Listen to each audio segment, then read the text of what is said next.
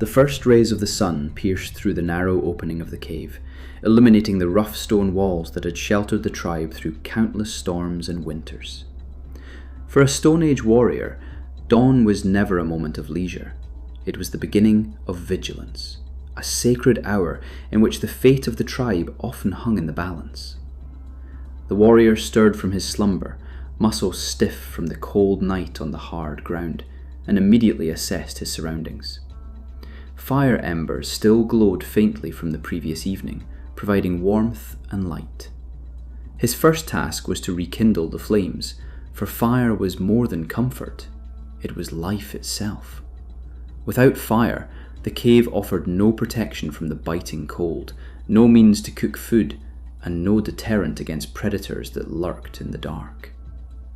Breakfast, if it could be called that, was sparse. Dried meat, foraged roots, and bitter nuts. But the warrior ate quickly. Hunger was a constant companion, yet discipline demanded that the body be ready for the challenges of the day.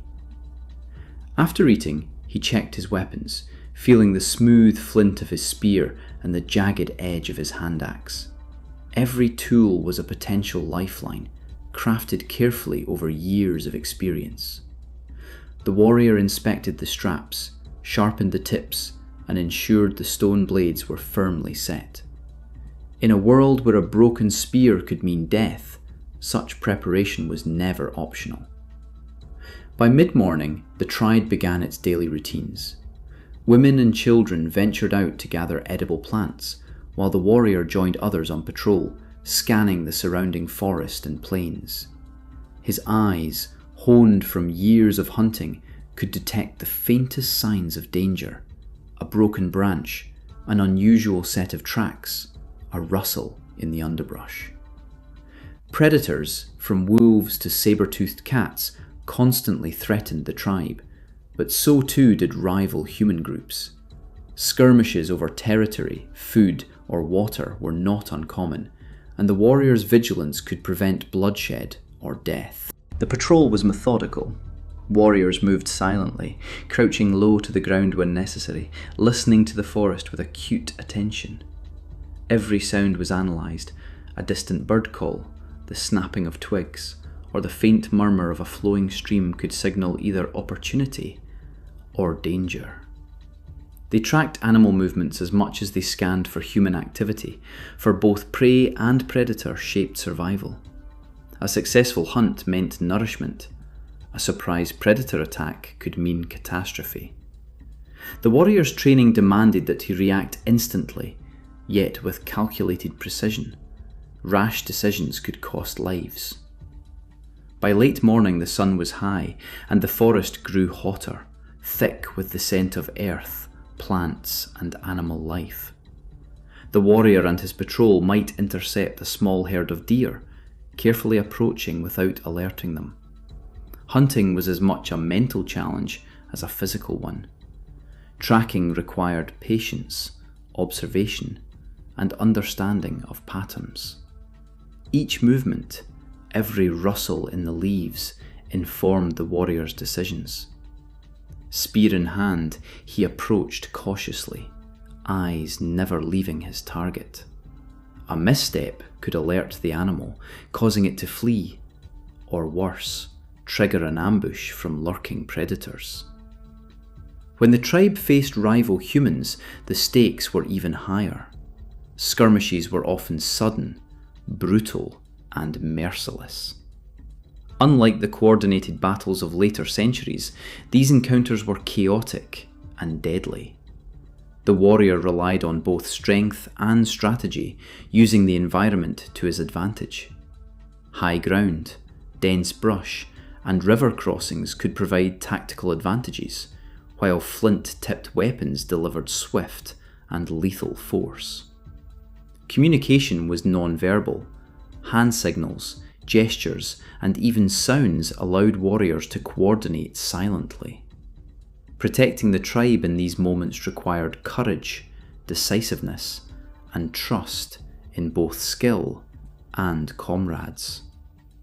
By midday, the warrior often returned to the tribe with either a successful hunt or a warning. food was distributed, and the children and elders were guided safely away from any potential danger zones. If the patrol had scouted for rival tribes, reports were shared and defensive measures were adjusted. Stones were piled at the cave entrance, sharpened sticks placed strategically, and watch positions rotated. The warrior understood that protection was as much about preparation as it was about combat. The tribe's survival depended on constant vigilance, even in moments of apparent peace. Afternoon brought further training. Younger members of the tribe practiced with sticks and stones, simulating hunting and defense under the warrior's watchful eye. Instruction was direct and relentless. Every skill, from spear throwing to silent movement, from reading animal tracks to interpreting subtle environmental cues, was drilled into the next generation. Survival was not a matter of luck. It was earned through knowledge, discipline, and endurance. The warrior's voice, gruff yet commanding, guided novices, correcting mistakes and demonstrating techniques with precision. Evenings were a mix of rest, reflection, and preparation. The warrior tended to his personal tools, repairing any damage from the day's encounters. Fires were carefully stoked and maintained, their smoke warding off insects and signalling safety. He shared the day's stories around the fire, recounting hunts, close calls, and the lessons learned. These tales were not only entertainment, they were instruction, warnings, and a record of tribal history. The warrior also monitored the youngest and oldest members, ensuring they were safe, fed, and protected from nocturnal predators that prowled just beyond the flickering firelight. Nightfall brought its own dangers. Darkness was a predator in itself, concealing the movements of wolves, big cats, and opportunistic rival humans. The warrior assumed his night watch, spear in hand, senses alert to the faintest sound. The rhythm of breathing, the whisper of leaves, or the movement of small animals could signal either calm or imminent threat. Sleep was limited and intermittent, for vigilance was a lifelong necessity. The safety of the tribe rested on his shoulders, and one lapse could have catastrophic consequences. Yet, despite the constant threat of death, the warrior's life was also deeply connected to the rhythms of nature. He observed the migration of animals, the blooming of plants, and the changing weather patterns. Each day brought lessons about the land, the skies, and the creatures inhabiting it.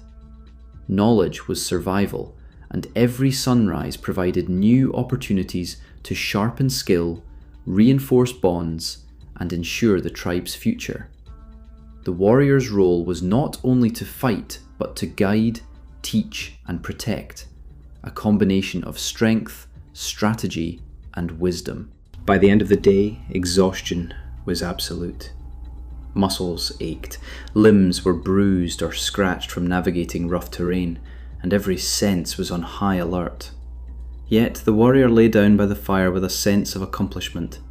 He had hunted, patrolled, and trained the young. He had protected the tribe from both natural and human threats. As the embers glowed and the night deepened, he drifted into a light sleep, ever ready to rise again at dawn.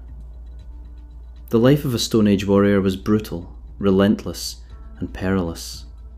But it was also profoundly purposeful. Survival was not just an individual challenge, it was a communal responsibility, a testament to courage, skill, and unwavering vigilance.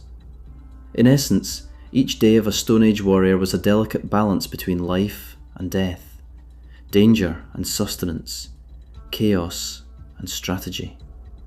From the first light of dawn to the darkness of night, the warrior's existence revolved around protecting the tribe, mastering the land, and passing knowledge forward.